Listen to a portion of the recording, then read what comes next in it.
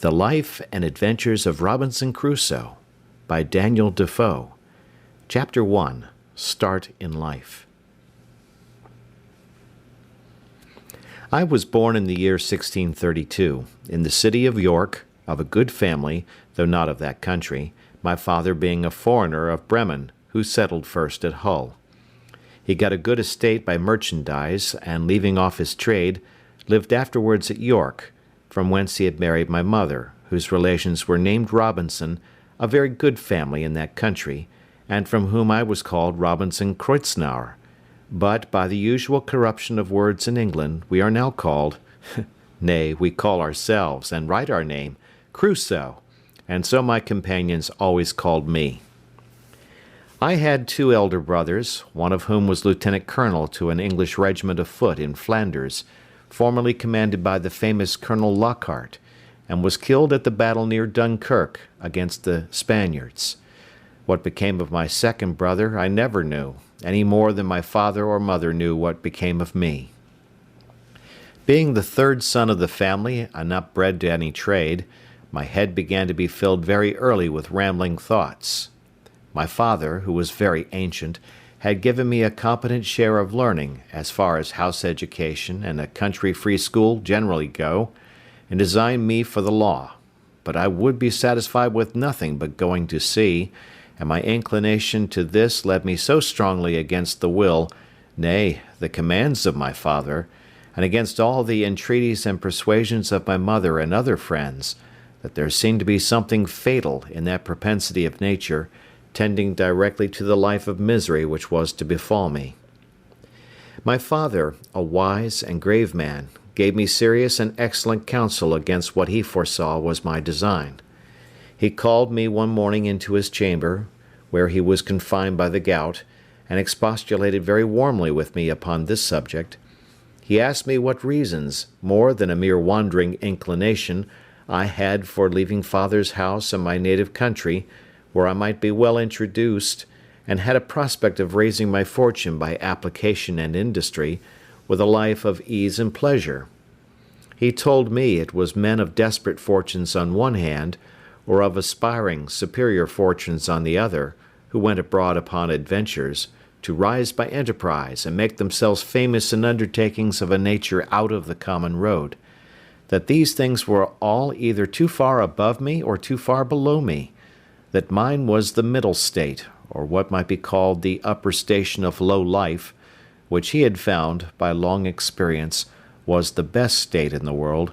the most suited to human happiness, not exposed to the miseries and hardships, the labor and sufferings of the mechanic part of mankind, and not embarrassed with the pride, luxury, ambition, and envy of the upper part of mankind. He told me I might judge of the happiness of this state by this one thing, that this was the state of life which all other people envied, that kings have frequently lamented the miserable consequence of being born to great things, and wished they had been placed in the middle of the 2 extremes, between the mean and the great,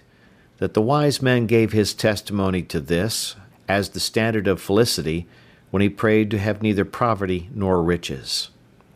He bade me observe it, and I should always find that the calamities of life were shared among the upper and lower part of mankind, but that the middle station had the fewest disasters, and was not exposed to so many vicissitudes as the higher or lower part of mankind. Nay, they were not subjected to so many distempers and uneasinesses, either of body or mind, as those were who, by vicious living, luxury, and extravagances on the one hand, or by hard labor, want of necessaries, and mean or insufficient diet on the other hand, bring distemper upon themselves by the natural consequences of their way of living. That the middle station of life was calculated for all kind of virtue and all kind of enjoyments, that peace and plenty were the handmaids of a middle fortune, that temperance, moderation, quietness, health, society, all agreeable diversions and all desirable pleasures were the blessings attending the middle station of life, that this way men went silently and smoothly through the world, and comfortably out of it, not embarrassed with the labors of the hands or of the head, not sold to a life of slavery for daily bread, nor harassed with perplexed circumstances, which rob the soul of peace and the body of rest, nor enraged with the passion of envy, or the secret burning lust of ambition for great things, but in easy circumstances, sliding gently through the world, and sensibly tasting the sweets of living without the bitter, feeling that they are happy and learning by every day's experience to know it more sensibly. After this he pressed me earnestly, and in the most affectionate manner, not to play the young man, nor to precipitate myself into miseries which nature and the station of life I was born in seemed to have provided against, that I was under no necessity of seeking my bread,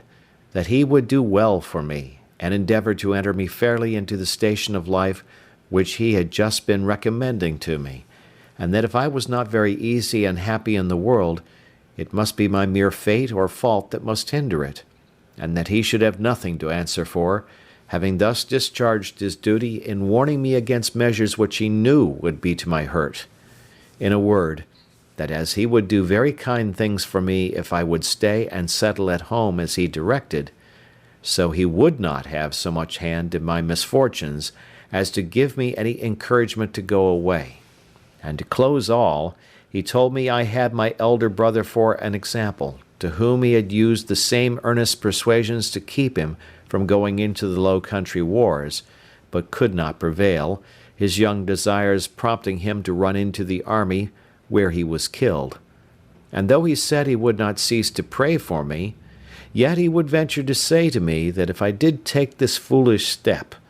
God would not bless me, and I should have leisure hereafter to reflect upon having neglected his counsel when there might be none to assist in my recovery.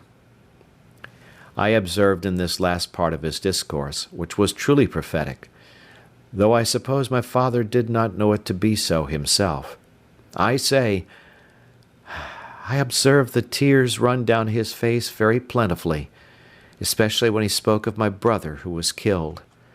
and that when he spoke of my having leisure to repent and none to assist me, he was so moved that he broke off the discourse and told me his heart was so full he could say no more to me. I was sincerely affected with this discourse, and indeed, who could be otherwise? And I resolved not to think of going abroad any more, but to settle at home according to my father's desire. But alas,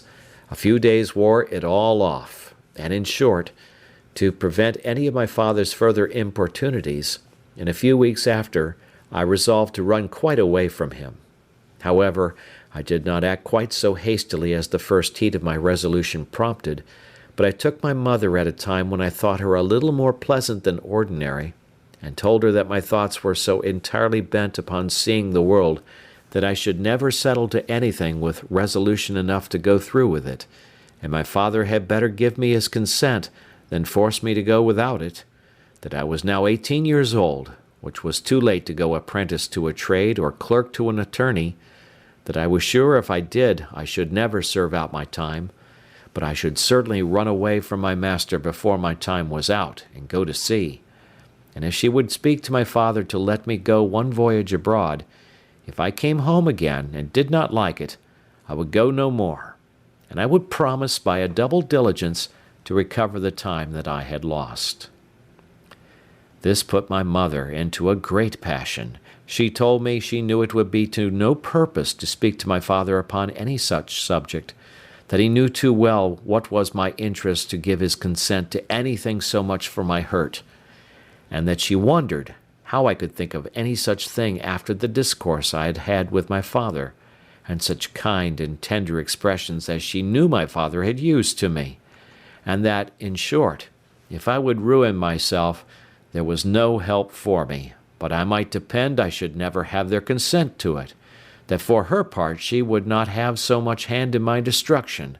and I should never have it to say that my mother was willing when my father was not. Though my mother refused to move it to my father, yet I heard afterwards that she reported all the discourse to him, and that my father, after showing a great concern at it, said to her with a sigh, "That boy might be happy if he would stay at home, but if he goes abroad, he will be the most miserable wretch that ever was born. I can give no consent to it." It was not until almost a year after this that I broke loose, though. In the meantime, I continued obstinately deaf to all proposals of settling to business, and frequently expostulated with my father and mother about their being so positively determined against what they knew my inclinations prompted me to. But being one day at Hull, where I went casually and without any purpose of making an elopement at that time,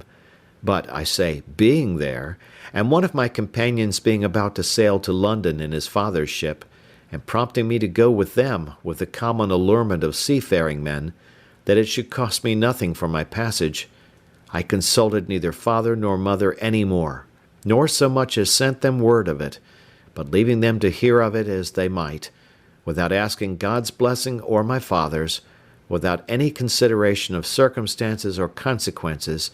and in an ill hour, God knows, on the 1st of September, 1651, I went on board a ship bound for London. Never any young adventurer's misfortunes, I believe, began sooner or continued longer than mine.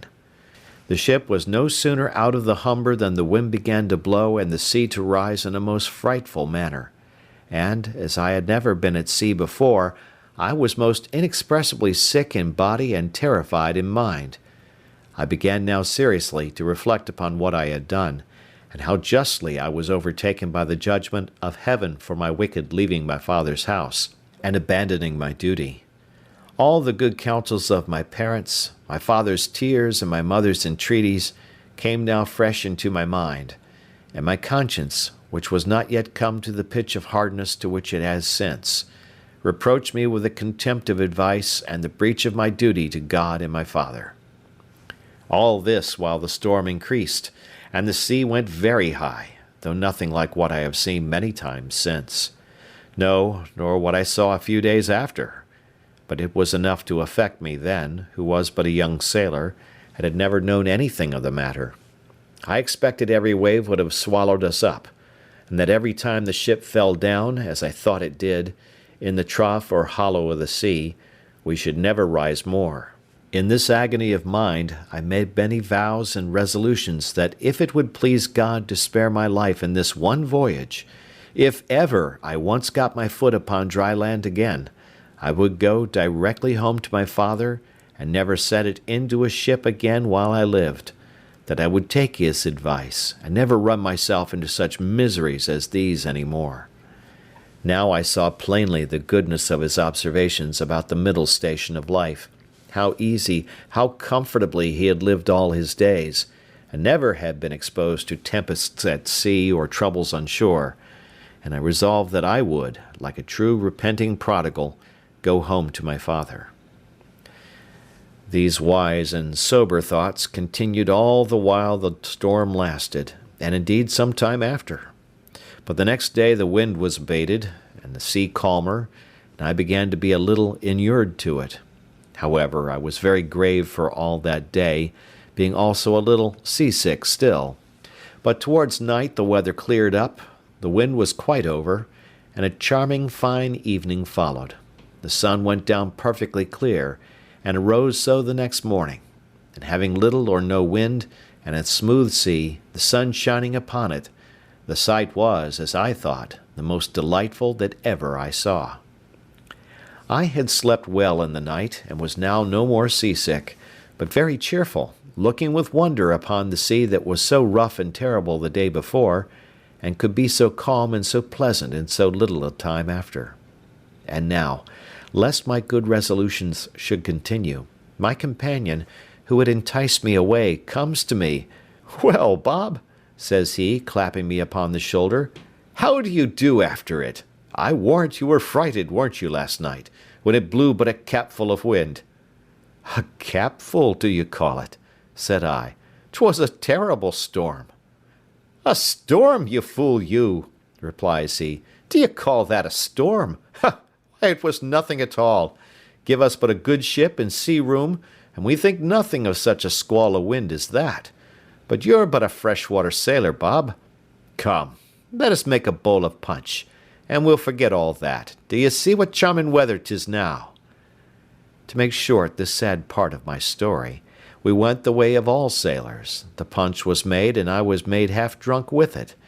And in that one night's wickedness I drowned all my repentance, all my reflections upon my past conduct, all my resolutions for the future. In a word, as the sea was returned to its smoothness of surface and settled calmness by the abasement of that storm, so the hurry of my thoughts being over, my fears and apprehensions of being swallowed up by the sea being forgotten, and the current of my former desires returned, I entirely forgot the vows and promises that I made in my distress. I found, indeed, some intervals of reflection, and the serious thoughts did, as it were, endeavour to return again sometimes. But I shook them off, and roused myself from them as it were from a distemper, and applying myself to drinking and company, soon mastered the return of those fits, for so I called them, and I had in 5 or 6 days got as complete a victory over conscience as any young fellow that resolved not to be troubled with it could desire. But I was to have another trial for it still, and Providence, as in such cases generally it does, resolved to leave me entirely without excuse, for if I would not take this for a deliverance, the next was to be such a one as the worst and most hardened wretch among us would confess both the danger and the mercy of. The 6th day of our being at sea, we came into Yarmouth Roads. The wind having been contrary and the weather calm, we had made but little way since the storm. Here we were obliged to come to an anchor, and here we lay, the wind continuing contrary, that is, at southwest, for 7 or 8 days, during which time a great many ships from Newcastle came into the same roads, as the common harbour where the ships might wait for a wind for the river. We had not, however, rid here so long that we should have tided it up the river, but that the wind blew too fresh, and after we had lain 4 or 5 days, blew very hard. However, the roads being reckoned as good as a harbour, the anchorage good, and our ground tackle very strong, our men were unconcerned, and not in the least apprehensive of danger, but spent the time in rest and mirth, after the manner of the sea. But the 8th day, in the morning, the wind increased, and we had all hands at work to strike our topmasts, and make everything snug and close, that the ship might ride as easy as possible.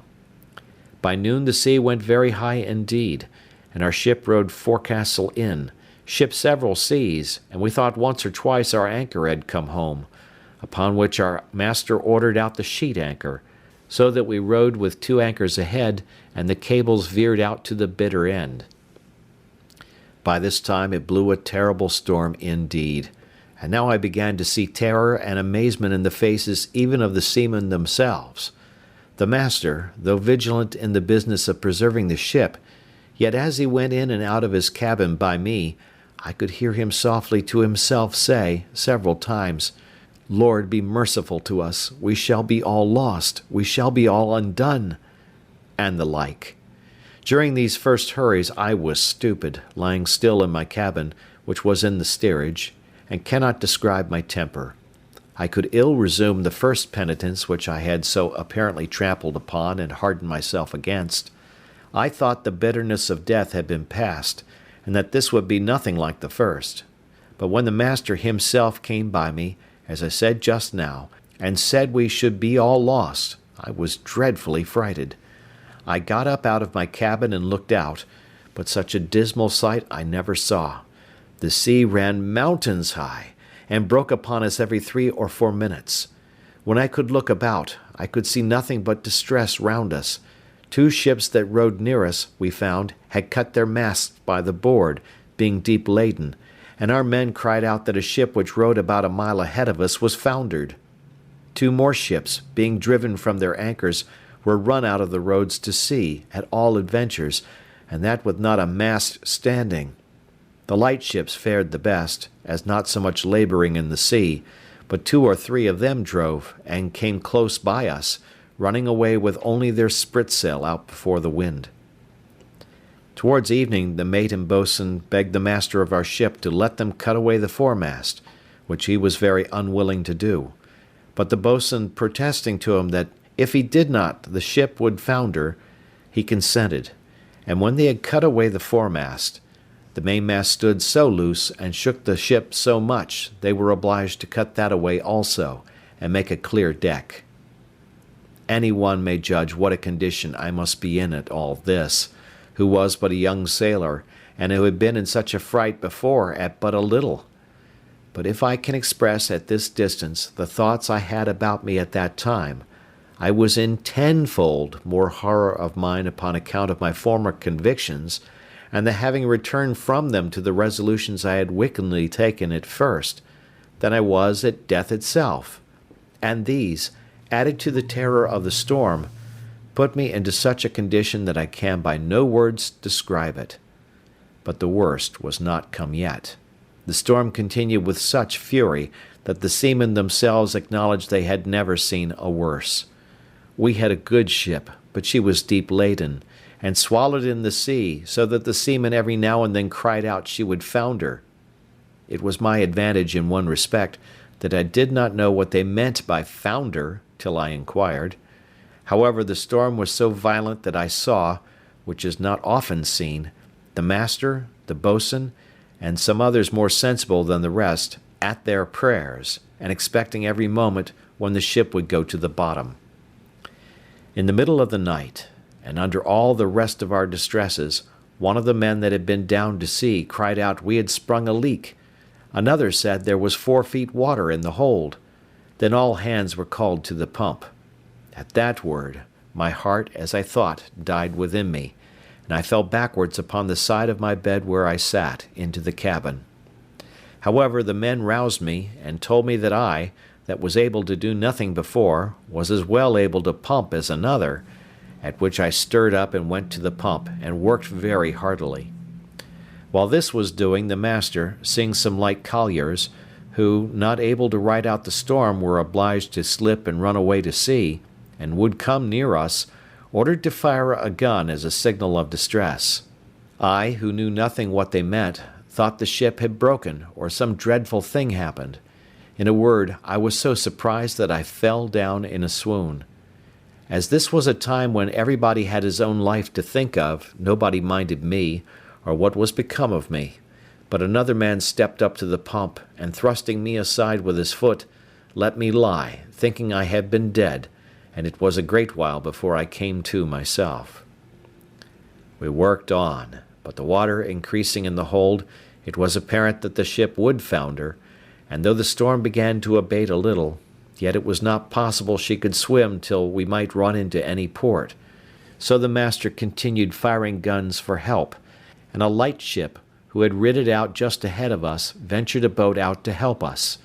It was with the utmost hazard the boat came near us,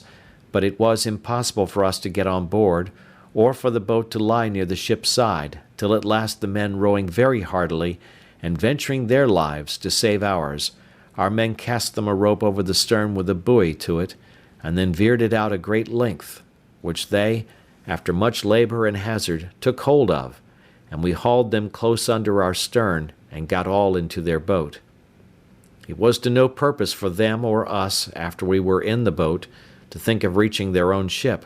so all agreed to let her drive, and only to pull her in toward shore as much as we could, and our master promised them that if the boat was staved upon shore, he would make it good to their master. So partly rowing and partly driving, our boat went away to the northward, sloping towards the shore almost as far as Winterton Ness. We were not much more than a quarter of an hour out of our ship till we saw her sink, and then I understood for the first time what was meant by a ship foundering in the sea. I must acknowledge I had hardly eyes to look up when the seamen told me she was sinking, for from the moment that they rather put me into the boat than that I might be said to go in, my heart was, as it were, dead within me, partly with fright, partly with horror of mind,